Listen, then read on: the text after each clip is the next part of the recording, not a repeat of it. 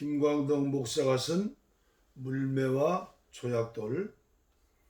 동성애는 정신질환이나 질병이 아니다.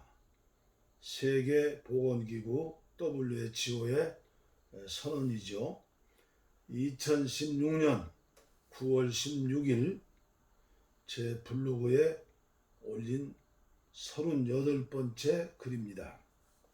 어떻게 살아야 할까요? 예수님처럼, 퇴계 이황선생처럼. 농경사회를 살았던 어린 시절의 한가위는 행복한 명절이었습니다. 시골 동네 전체가 한 가족이었습니다. 그러나 오늘의 현실은 어떠합니까? 추석 명절을 앞두고 전국을 강타한 경주의 지진, 12일 밤 가정예배를 드리는 시간에 몸이 흔들리는 체험을 안양에서 했습니다. 수많은 여진으로 불안해하는 사람들, 고령화된 사회에서 질병, 가난, 고독하게 명절을 보내는 어르신들, 수많은 질병으로 고통당하는 환우들과 가족들, 그리고 북녘 땅에 거하는 2,500만 동족들, 우리가 사는 세상에서 참된 행복을 찾으려고 발버둥 치지만 참된 만족과 행복을 찾을 수 없습니다. 오직 한 길은 창조주이신 하나님과의 바른 관계를 갖는 것, 그리고 더불어 사는 것입니다. 철학자 베이컨의 말이 새롭습니다. 거미처럼 사는 사람은 불쌍한 사람이다. 땀 흘리지 않고 거미줄만 치고 사는 사람은 불행한 사람이다. 그러나 개미처럼 사는 사람은 행복한 사람입니다. 이 세상에 개미가 없다면 인류의 종말이 올 것입니다. 자기만을 위하여 살면서도 세상을 살리는 개미는 청소부입니다. 아마존 밀림의 흰 개미가 방귀를 통하여 가스를 뿜어내지 않으면 사람이 호흡을 쉴 수 없다고 합니다. 개미에게 감사해야 합니다. 그러나 하나님의 형상대로 태어난 인간은 더 존귀하게 살아야 합니다. 벌처럼. 벌과 같은 사는 사람은 적극적으로 선을 행하는 사람입니다. 꿀을 만들고 열매를 만드는 사람입니다. 자기만 행복한 것이 아니라 많은 사람을 행복하게 하는 사람입니다.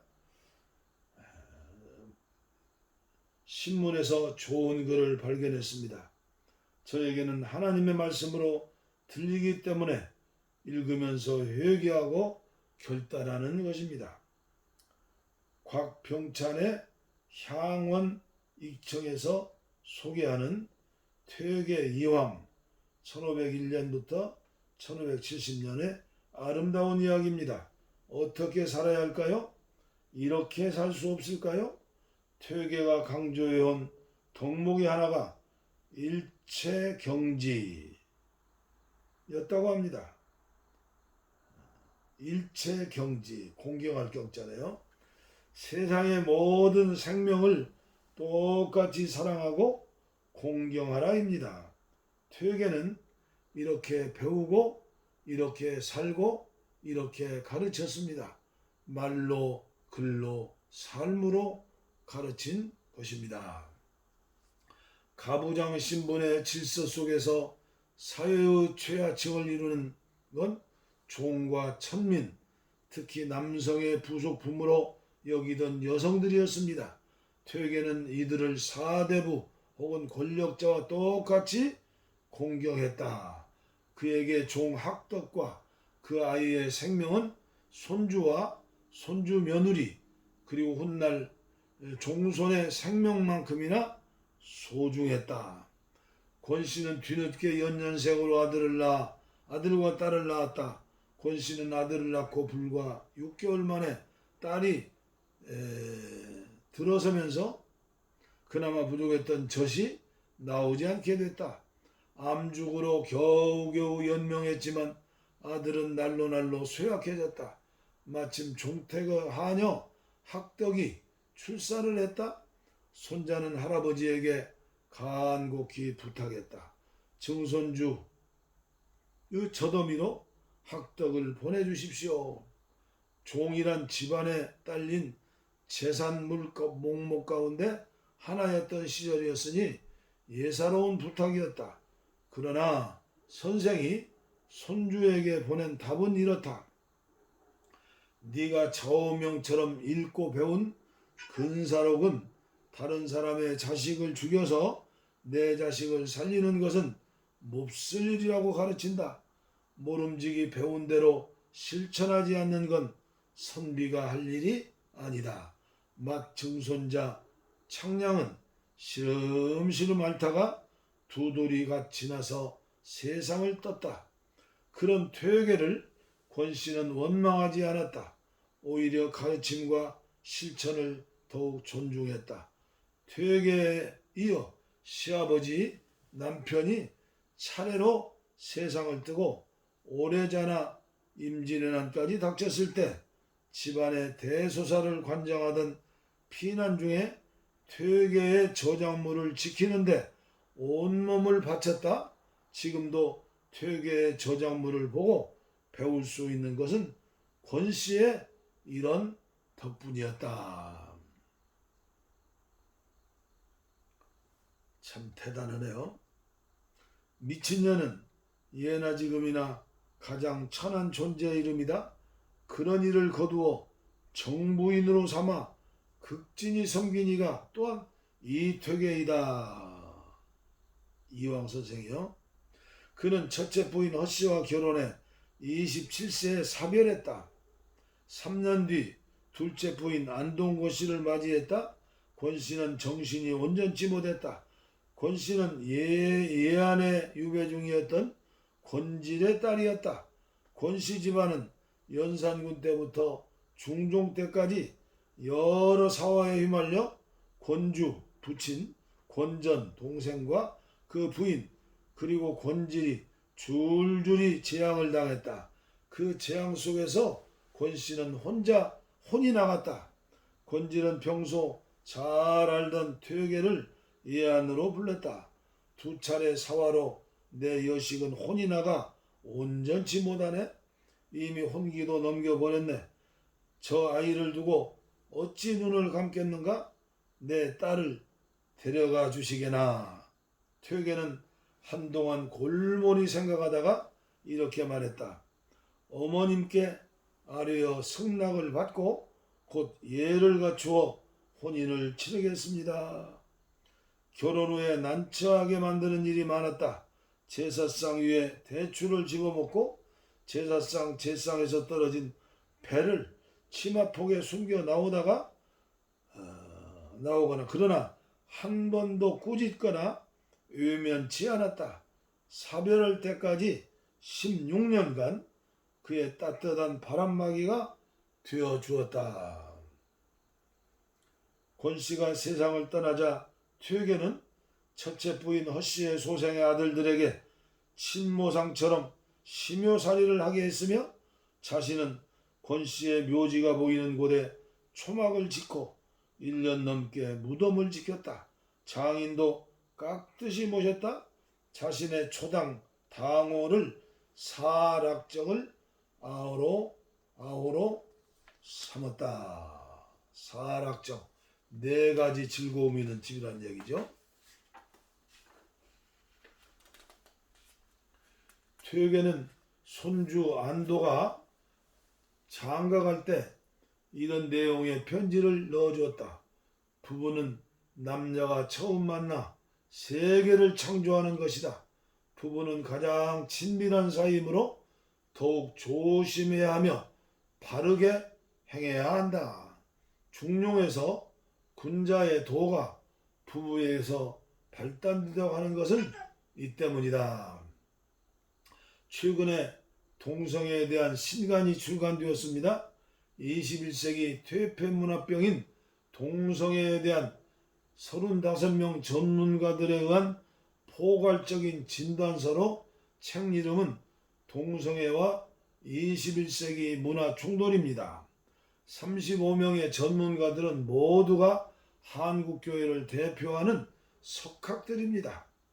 최근에 천주교회 교황은 동성애는 창조주에 대한 반역이다 하고 천명하셨습니다. 참으로 우리나라 특히 개신교회와 천주교회에서는 뜨거운 감자입니다. 그러나 과학이나 철학 그리고 인간의 주장은 오류가 있기 마련입니다. 역사가 증명합니다. 세월이 약입니다. 사랑의 하나님이 살아계시기 때문이라고 저는 생각합니다. 세계적으로 인정받는 보건기구는 세계보건기구 WHO입니다. 동성애는 정신질환이나 질병이 아니다. 성적 지향을 기준으로 분류하는 것은 임상적 공중보건적 관점에서 정당화될 수 없다고 선언하였습니다. 1974년에 미국 정신과협회는 APA 동성애는 정신질환이 아니다라는 입장을 공식화하고 국제질병분류 ICD에서 동성애와 관련된 질병 항목을 모두 삭제하기 위해 절차에 착수했다고 합니다. 치료할 수 없다입니다. 병이 아니라는 것이죠. 그러나 한국교회를 대표하는 지도자들 중에 어느 누가 동성애 사람들의 눈에 눈물을 닦아주고 함께 우는 때가 돌아올 수 있을까요? 어찌 대한민국을 위해서 할 일이 동성애 사람들뿐 문제일까요? 우리나라의 내진 설계는 전국적으로 6.8%입니다. 원자력 발전소가 24개로 손바닥만한 나라에 심어져 있습니다. 대기업이 공룡이 되어 국민의 세금을 수십조 원을 축내고 있습니다. 재벌그룹의 2인자인 장로가 모든 책임을 지고 자살하는 나라입니다. 한국교회가 시급하게 해야 할 일이 무엇이라고 생각하십니까? 어찌 성소수자나 동성애 사람들에게만 총을 겨누고 있는지 이해할 수가 없습니다. 인간의 핏속과 골수에 박혀있는 성적 탐욕, 물욕, 명예욕, 세상을 다 품어도 만족하지 못하는 아담의 후손인 인간의 욕심 처방전은 누가 해야 할까요? 이 세상에서 제일 쉽고도 하지 말아야 하는 일이 선을 긋는 일입니다. 좁고 작은 나라에서 갈등과 분열로 인하여 허비하는 돈이 GDP의 27%인 나라가 나의 사랑하는 대한민국입니다. 예수님의 말씀과 삶이 녹아있는 사복음서를 읽고 읽어도 동성애자들에 대한 예수님의 마음과 삶을 다르게 이해할 수가 없습니다. 수고하고 무거운 짐진 자들아 다 내게로 오라. 내가 너희를 편히 쉬게 하리라. 예수님은 정죄하지 않으셨습니다. 도리어 의롭다는 바리새인과 서기관 사두개인 제사장들을 책망하셨습니다. 결국은 그들이 예수를 죽였습니다. 성소수자나 동성애 사람들 중 어느 누가 원해서 스스로 사는 사람이 있겠습니까? 이택의 이황 선생처럼 살지는 못해도 부끄러운 줄은 알아야 합니다. 늙은 목사의 고백입니다. 향기는 멀수록 더욱 막다. 향원 익청. 우리 함께 이렇게 살기를 기도하고 축복합니다. 4년의 세월이 지났지만 똑같습니다. 요새는 진보정부가 정권을 잡으니까 차별금지법을 통과시킨다고 하니까 목숨 걸고 반대하며 소리칩니다.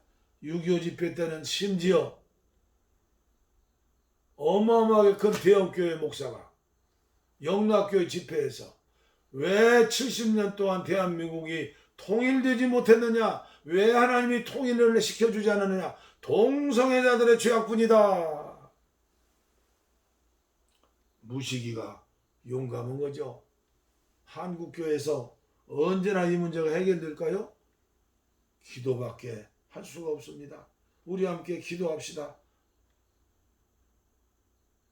무지개색, 무지개 나라, 하나 되는 나라,